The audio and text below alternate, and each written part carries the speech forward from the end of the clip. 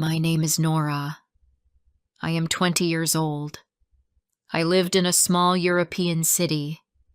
The city was old, but it was also young. The streets were narrow, and the air was full of noise from cars and people. But the thing I liked most was the bicycle paths. They were long and smooth, and you could go almost anywhere with a bike. Last week, I was late for my class at the university. I did not want to wait for the bus, so I took my old bicycle and started to ride fast. The air was cool, and the wind touched my hair. I felt free on the bike, even if I was rushing. I looked at the road. There were 2 paths for bicycles. One was for people going one way, and the other was for people going the other way. On the opposite path, I saw a girl. She was about my age, maybe a little younger. She had light brown hair tied back in a simple ponytail. She wore a green jacket, and her bicycle was red. She looked very beautiful to me. She rode with me, parallel, but on the other side. For a while, we moved at the same speed. I felt strange. It was like we were riding together, even if there was a line between us. Then I wanted to go faster. I crossed into her path to save time. At first, I thought nothing bad would happen. But suddenly, she stopped her bike and called out, "You are on the wrong side!" she yelled. Her voice was loud, but it was not cruel. I stopped too, a little surprised. She came closer, her face serious. "Don't you know the traffic rules?" she asked me. I felt my cheeks warm. "I just wanted to save time," I said softly. She shook her head. "You don't save time if you hurt someone," she told me. "An accident could damage your bike. You could end up in the hospital. You have to take your time. Accidents happen every day because people do not wait. Do you want to get hurt as well?" Her words were simple, but they hit me hard. I looked at her eyes. They were bright and clear, like she really cared about what she was saying. I felt a strange pull in my heart. I tried to change the subject. "Are you married?" I asked, half joking, half curious. She looked at me with surprise and then laughed. Her laugh was warm, and for a second the air felt lighter. "No, of course not," she said. "I am only 19. Why do you ask such a thing?" I smiled. "I don't know. Maybe I just wanted to ask something different." She looked at me again. Then she said, "You are strange, but I think you are not a bad person." We both started to ride slowly, side by side now, on the right path this time. The road was quiet, and the sun came through the clouds. We did not speak for a minute, but I could feel her presence. Finally, I asked, "What is your name?" "Ella," she said. Her voice was calm now. "And you?" "My name is Nora," I replied. She smiled softly. "Nora, nice to meet you." "Even if it was in the wrong way." I laughed at her words. We rode together for some time. I asked if she was also a student. She said yes. She studied art at the same university, but in another building. She liked to paint, and she often carried a small sketchbook with her. "What about you?" she asked. I study history, I said. It is not always easy, but I love old stories. She listened with interest. I felt happy because she seemed to care about my words. The path soon split. One side went to the art school, the other to the main university. She slowed down. I go this way, she said. Maybe I will see you again, I replied quickly. She looked at me, a little shy, then gave a small wave. Maybe, she said, and then rode away. I stood there for a moment watching her. My class was waiting, but my mind was not on history anymore. It was on her. The way she spoke, the way she laughed, the way she looked at me. It all stayed in my mind. That evening, I thought about the bicycle path again. It was just one short meeting, but it felt important. I did not know why. Maybe it was her clear eyes, maybe her strong voice, or maybe it was because no one had spoken to me like that before. I wanted to see her again. The next morning, I woke up early. My class was not until later, but I decided to take my bike again. I went to the same path, hoping I would see her. The road was busy with other riders, but she was not there. I rode slowly, looking at every person, but still, I did not see her. Day after day, I went to the same place.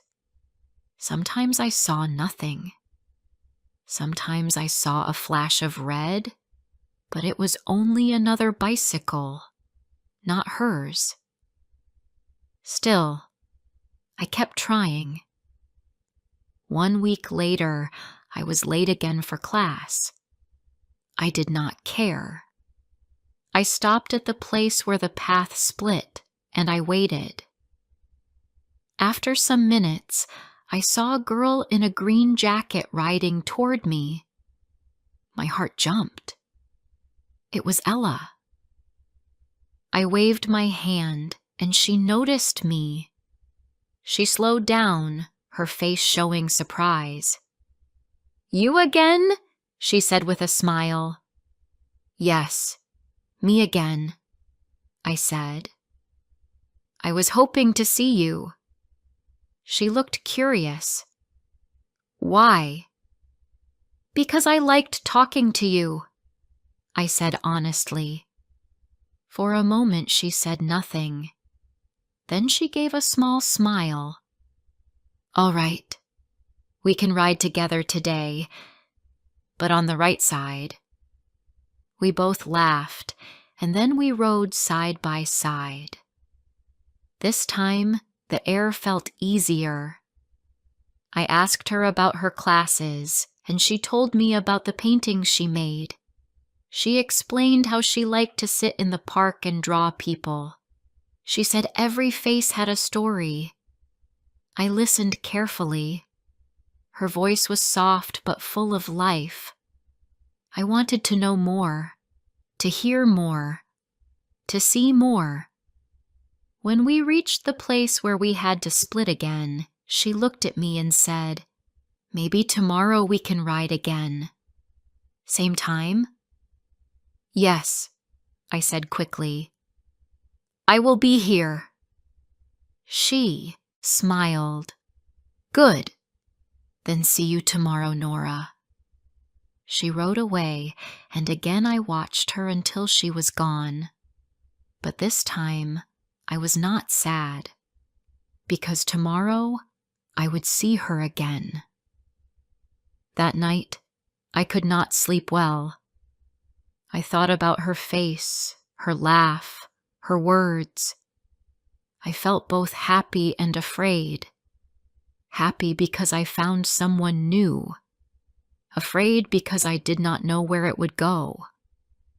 But deep inside, I wanted to believe that this was the start of something real. Before I continue my story, please subscribe, share, and tell me where you are listening from. Your support means a lot to me.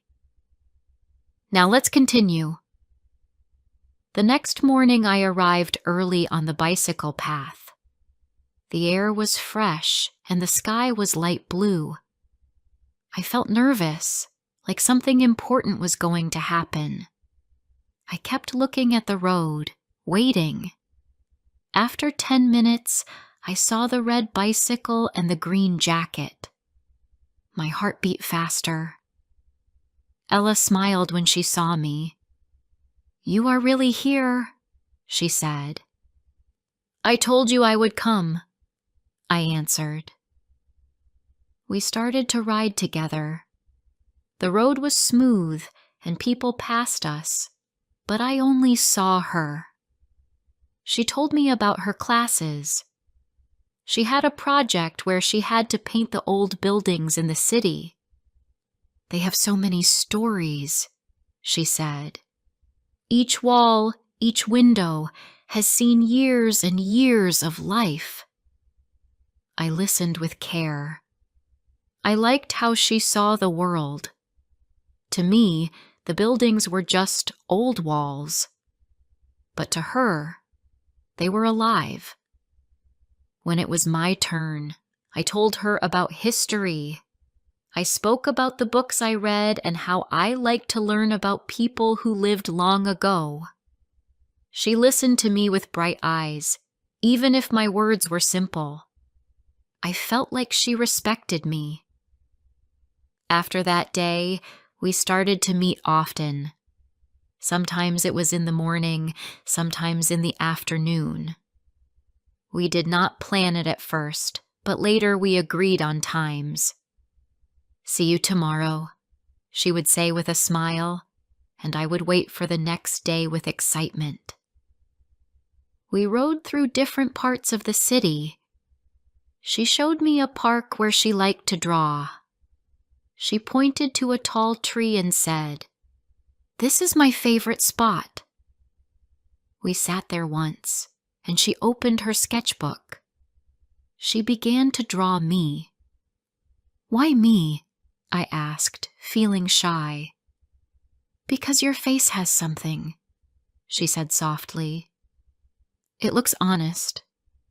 "I like it," I laughed, but inside I felt warm. No one had said something like that to me before. We spent more and more time together. Sometimes we talked about our families. She told me she had one younger brother who wanted to play football all the time. I told her about my mother, who always worried if I ate enough. We shared small things, but they felt big. One afternoon, after class, she asked me, "Do you want to walk instead of ride today?" I agreed. We left our bikes and walked near the river. The water was slow, and the sun made it shine. She walked close to me, and sometimes our hands touched. Each time it happened, I felt a shock, but I did not move away. "Do you think we will always be friends?" she asked suddenly. I looked at her. "I hope so," I said. She smiled, but her eyes looked deep, as if she was searching for something in my answer. Days turned into weeks. We became closer. We sat in cafes near the university and shared cups of tea. She told me about her dreams of traveling to Italy one day, to see art in the museums. I told her I wanted to visit old castles in Germany. We laughed at how different our dreams were, but in the end, we both wanted to see the world. One evening, it started to rain while we were on the bikes. We stopped under a tree. The rain was heavy, but we were safe for a while. She looked at me, water drops on her hair. She laughed. "We look crazy," she said. I laughed too. "Yes, but I don't mind." For a moment it was quiet. Only the sound of the rain filled the air. She looked at me in a way that felt new. My heart beat fast. I wanted to say something, but I could not. Then she spoke softly. "Nora, you are special to me." I did not know what to answer, but my face grew warm, and I felt happy, even if I stayed silent. After that day, I knew it was not just friendship. It was more. Every time we met, it felt stronger. But soon, I also saw signs of distance. One time, I waited for her on the path, but she did not come.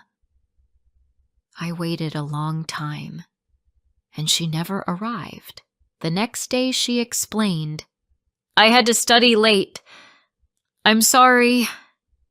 I smiled and said it was fine, but inside I was afraid. What if she stopped coming? Another time she spoke less. She seemed worried. "Is something wrong?" I asked. She shook her head. "No, just tired." But her eyes told me there was something more. Still, we continued to meet. I tried to enjoy every moment. I wanted to believe nothing could break us.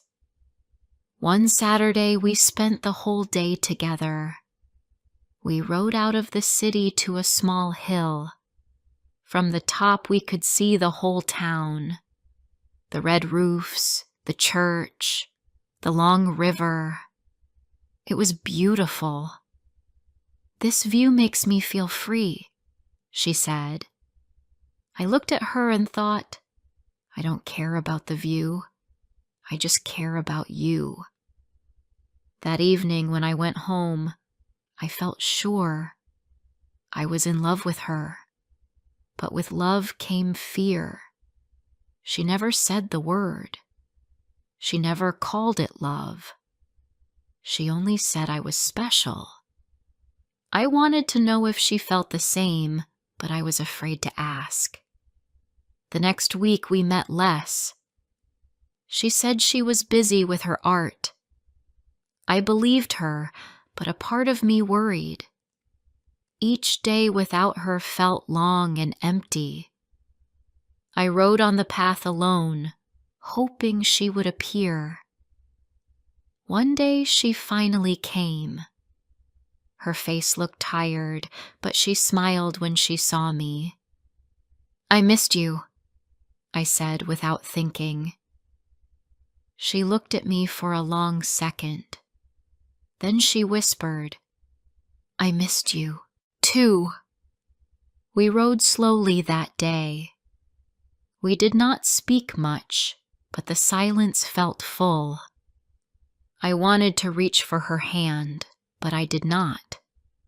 When we reached the place where the paths split, she stopped.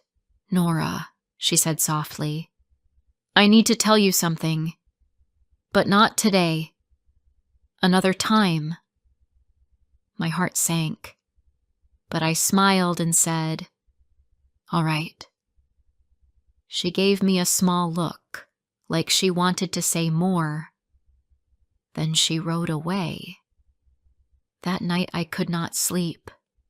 Her words stayed in my mind. What does she want to tell me? I asked myself again and again. The days after that felt heavy. I still saw her, but less often. She was quiet, and sometimes her smile did not reach her eyes. I wanted to ask, but I was afraid of the answer. I knew something was coming. I just did not know what. The next week, I waited on the bicycle path again. I looked at every rider who passed, but I did not see Ella. The air was cold and the sky was gray. I told myself she was busy with her art, but deep down, I felt worry. 2 days later, she finally came. Her red bicycle looked the same, but she looked different. Her eyes were tired and her smile was small. We rode together in silence for a while. I wanted to ask about the things she wanted to tell me, but my mouth stayed closed. At last, she spoke. "Nora, I need to tell you something." Her voice was quiet. I looked at her. "What is it?" She took a deep breath. "My family is moving. My father got a new job in another city. We will leave at the end of this month."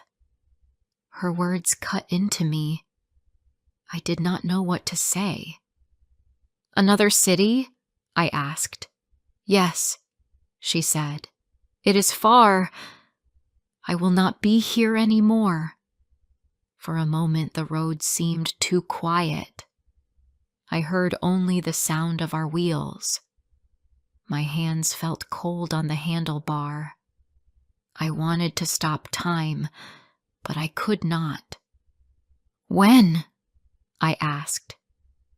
"In 3 weeks," she said. Her eyes looked down. "I am sorry, Nora. I did not want this, but I cannot change it." I wanted to tell her not to go.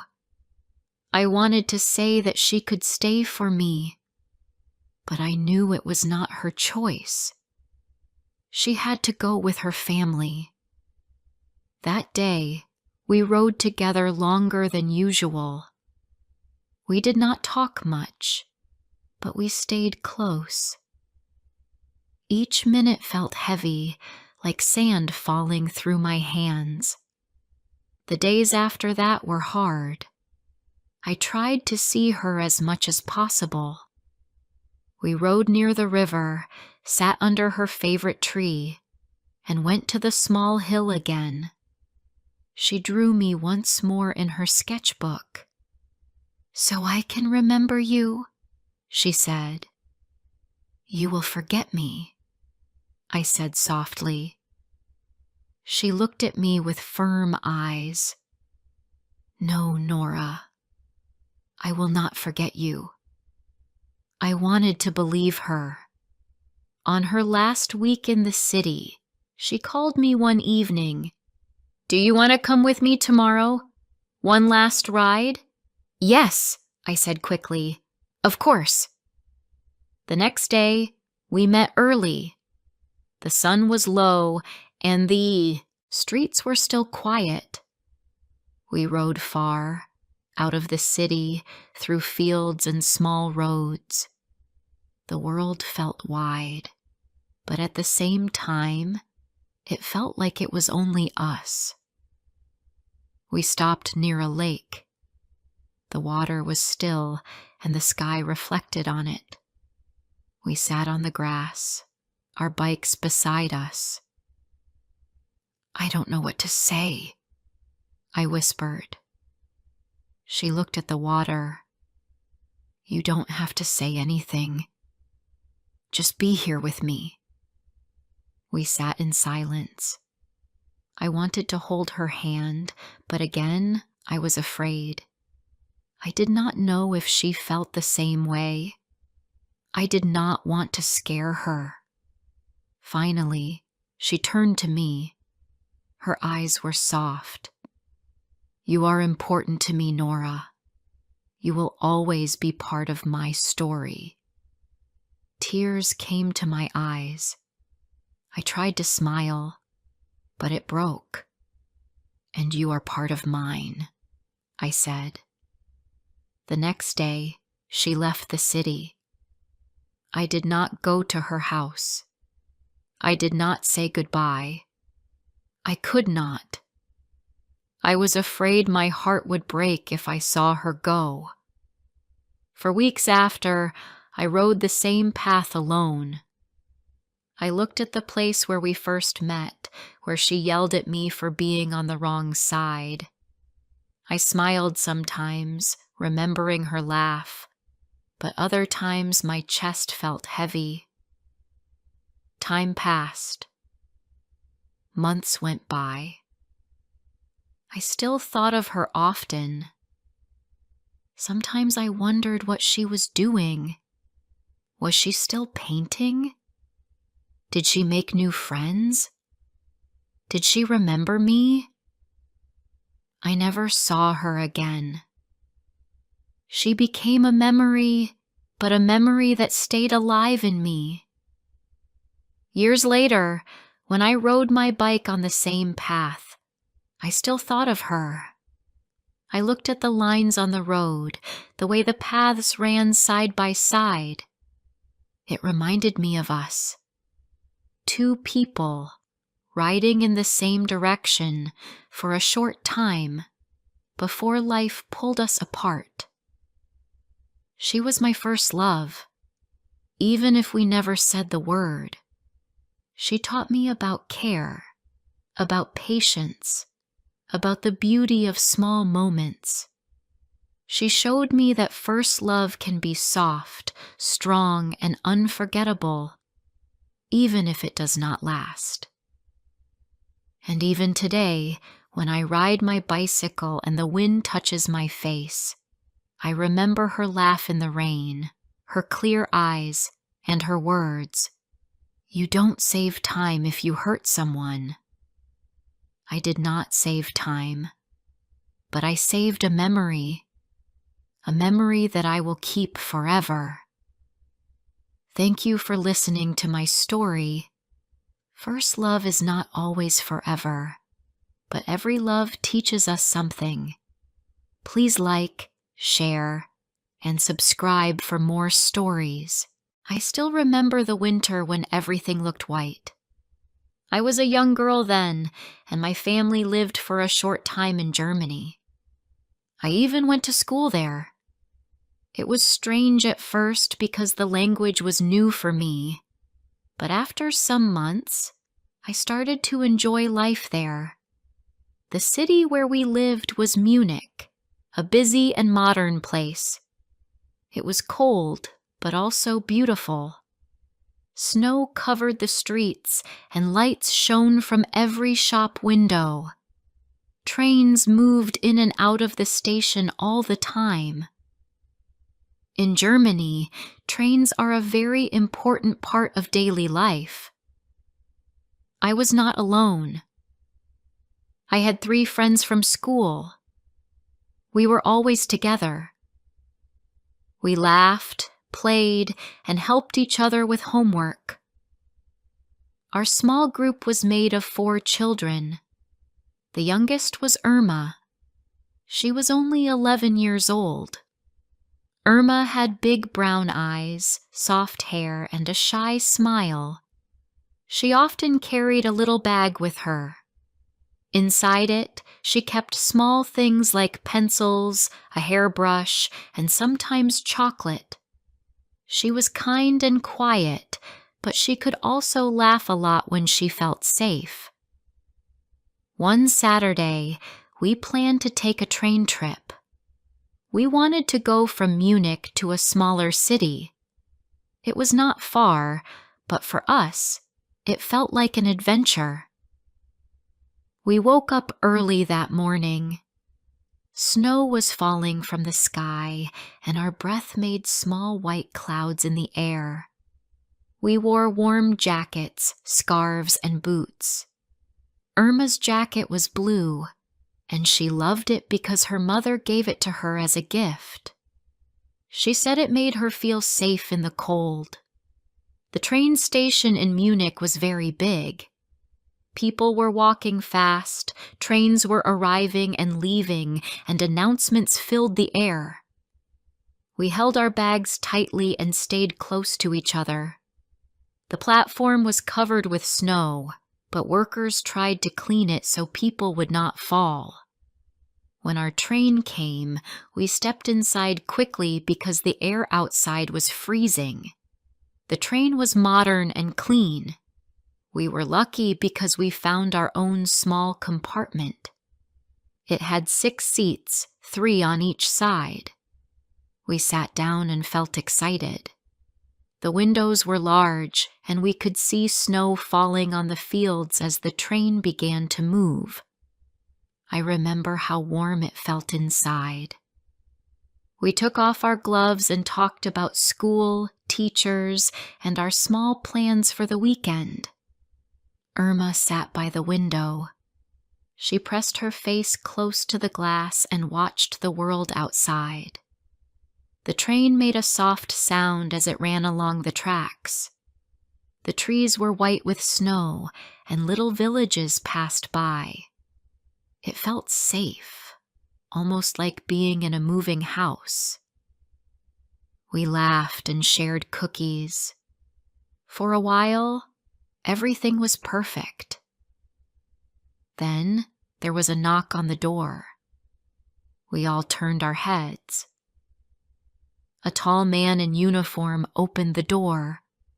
He wore a hat, and his face looked serious. He was the ticket inspector.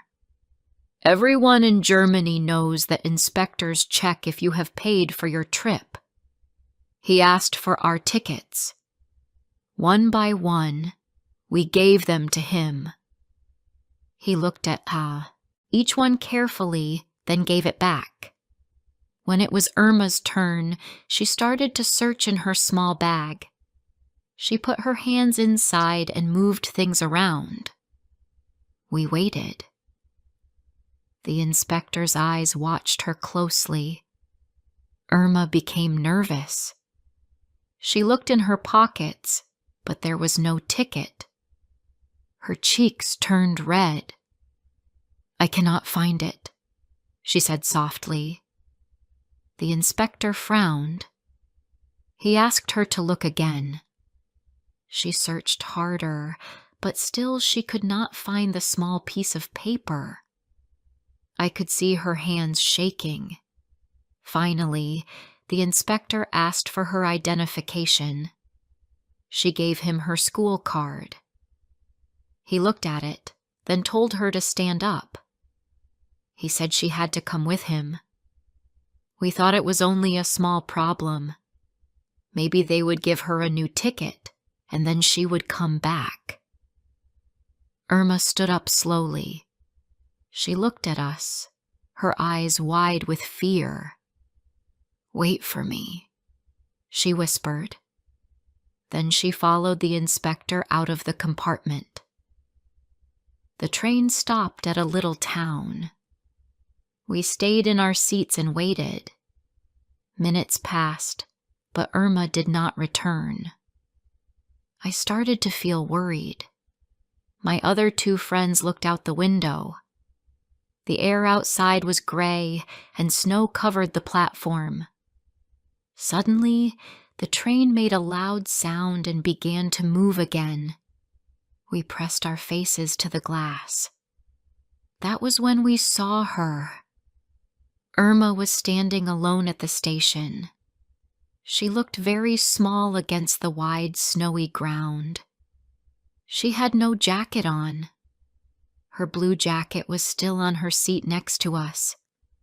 She stood in only her sweater, her arms wrapped around herself. Her face looked frightened, and she did not move. We shouted her name, but she could not hear us. The train was already moving faster. Her eyes looked lost, and she seemed frozen in place. I wanted to open the window, to call for help, to stop the train, but it was impossible. In only a few seconds, the station disappeared from view. The compartment grew very quiet. The blue jacket lay there like a ghost, and Irma was gone. My hands felt cold even though the train was warm. We looked at each other, but no one spoke. We did not understand how the inspector could leave her there, a young girl, alone in the snow, without even her jacket. The train kept moving. Fields of white passed by. My heart beat fast. I kept asking myself what would happen to her. How would she find her way back? How could she stay warm? She was only 11 years old. We did not know what to do. We were children ourselves, and we were far from home. Adults in the train walked past our compartment, but no one asked us if something was wrong. The world outside looked calm, but for us, everything had changed. I pressed my hand against the cold window. I thought of Irma's face, the way she stood there, small and afraid.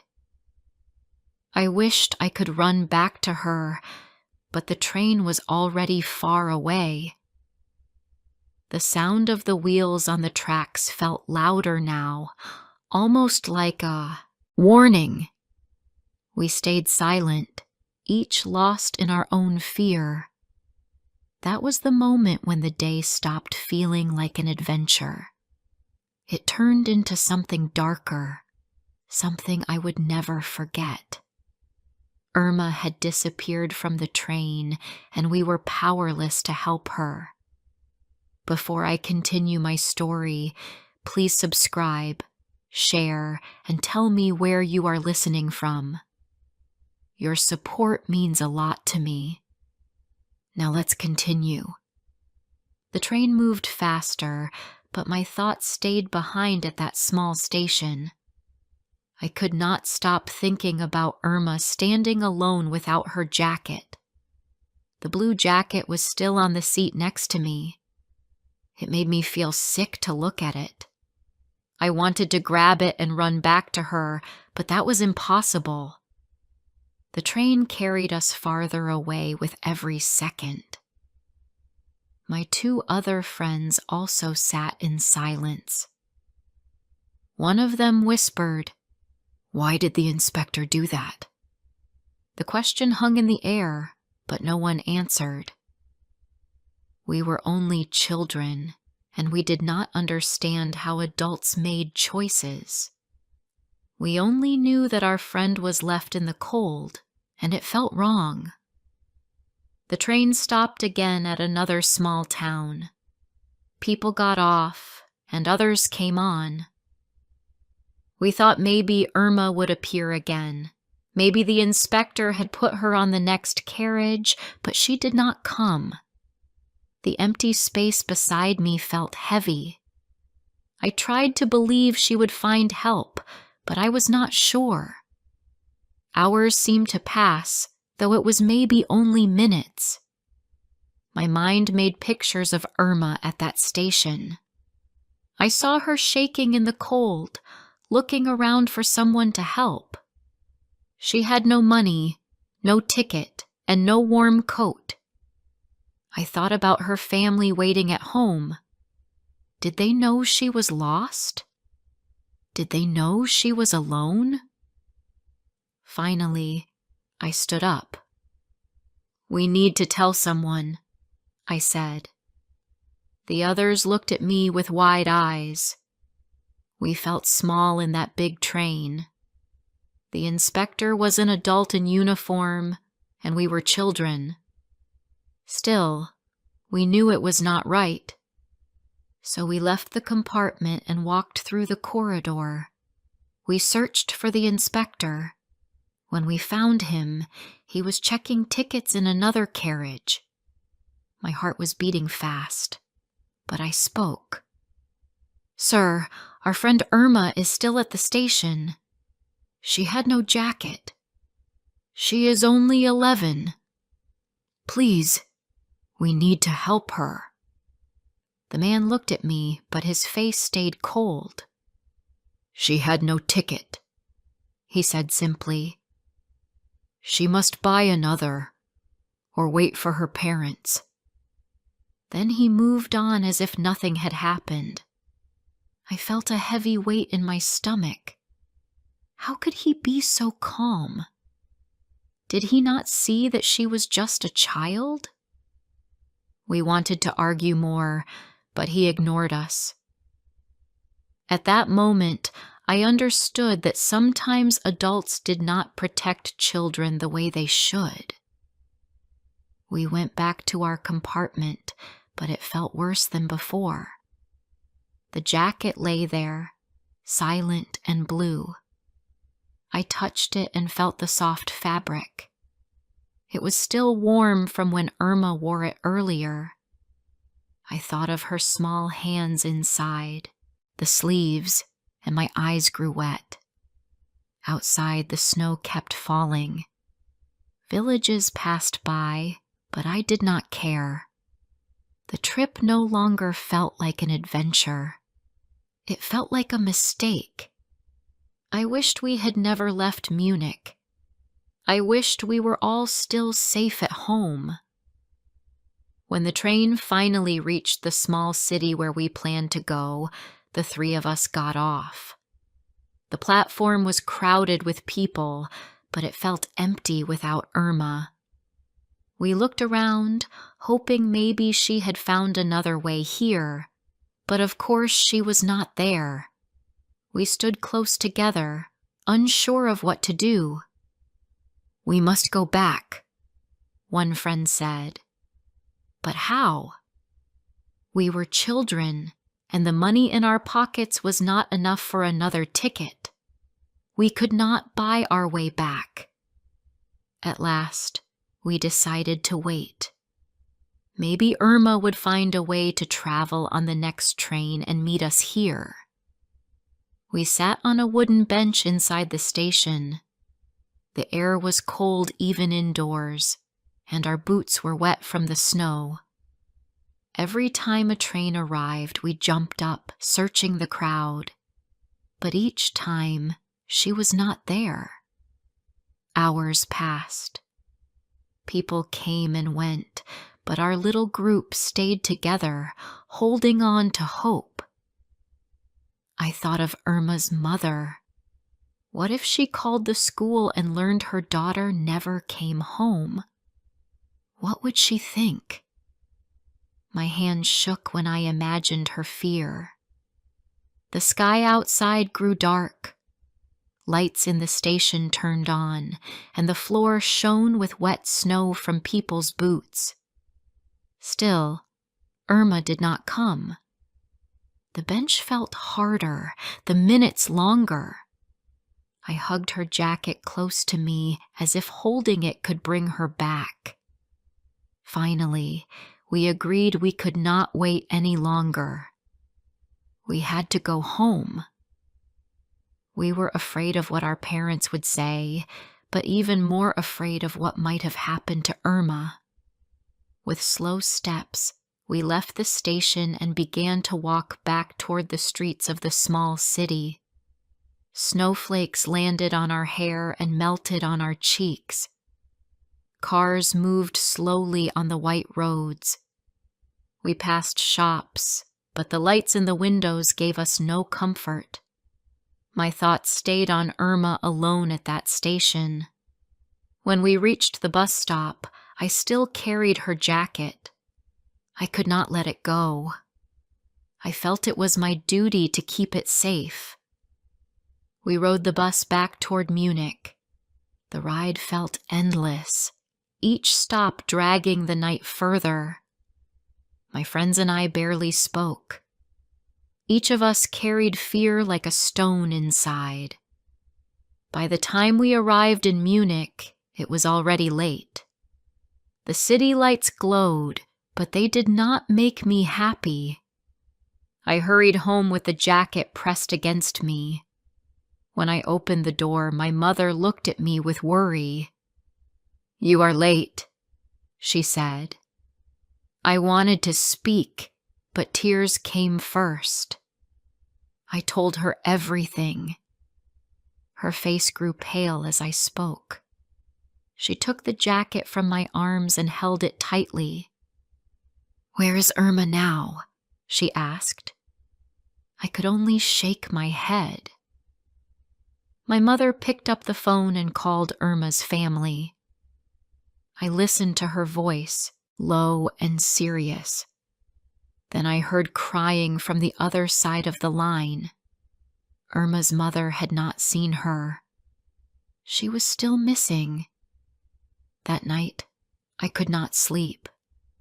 I lay in bed with my eyes open, listening to the quiet of the house.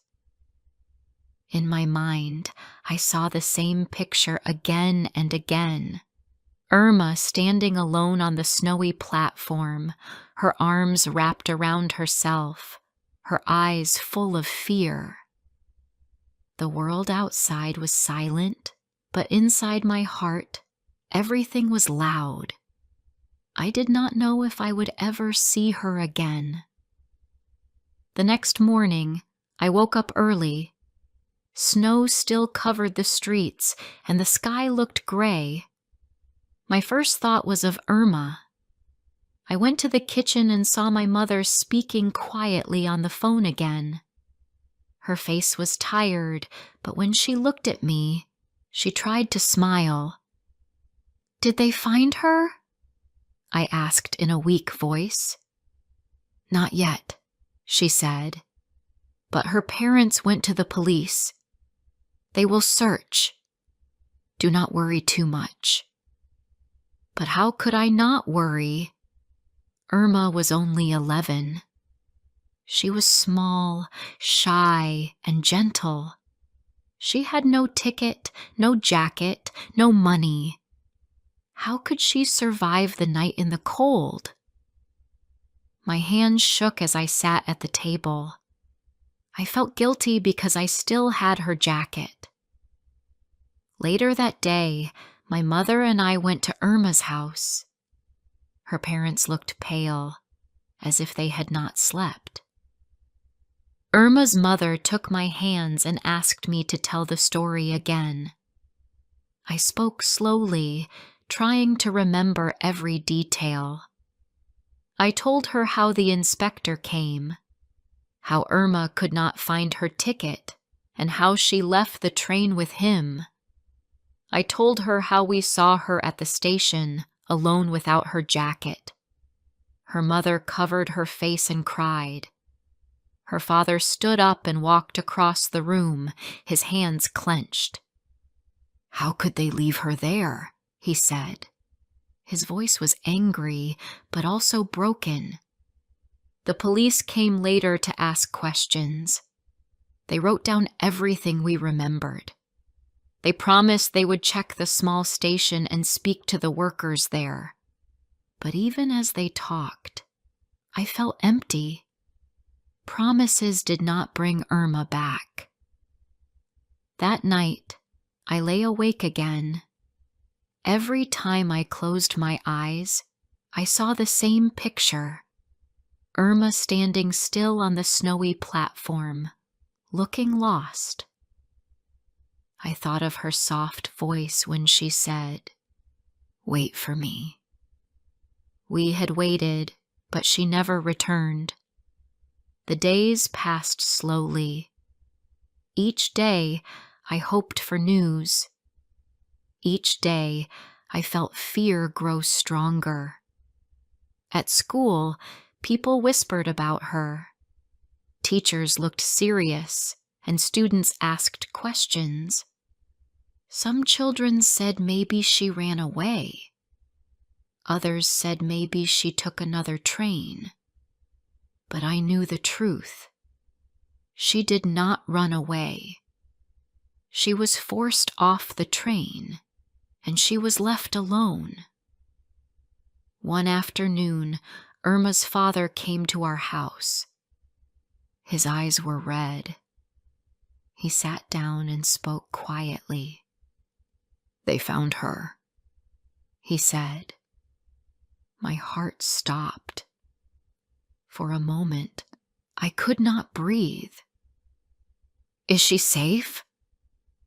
my mother asked quickly. Her father shook his head. They found her near the station. She did not survive the night. I felt the world around me grow silent. My hands felt heavy, and my eyes filled with tears.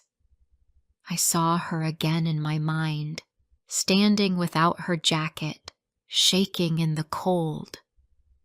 The picture was real now, not just memory. She had been left to freeze in the snow. That night, I cried until I had no more tears. The jacket still lay in our house, folded neatly on a chair. I touched it with my hand, but it felt strange, like a piece of someone who was gone. The days after her death were dark. Her parents held a small service. People came with flowers, and everyone cried. I stood there, holding her jacket close, and I could not stop shaking.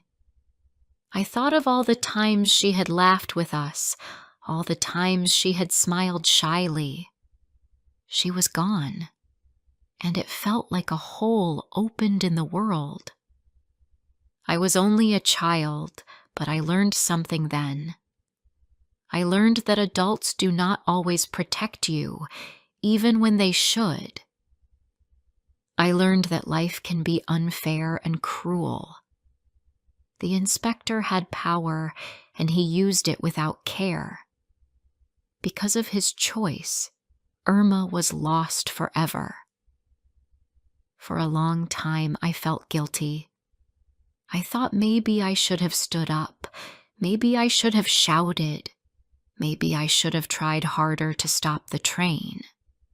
But I was only a child, and children do not have the power to change what adults decide. Years passed, but I never forgot that winter. I never forgot the snow, the sound of the train, and the sight of Irma on the platform. The picture stayed with me like a shadow. Even now, when I see a train, I remember her. I remember her small face pressed against the window, her shy smile, her blue jacket. Sometimes people say that childhood memories fade, but not this one.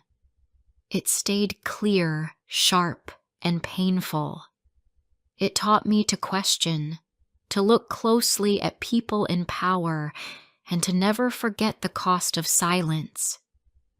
Irma was only 11. She deserved safety, warmth, and kindness. She deserved to grow up, to laugh, to live her life. But her life ended on a cold night, left behind by a train and by an inspector who did not care. Even now, when winter comes and snow covers the ground, I think of her.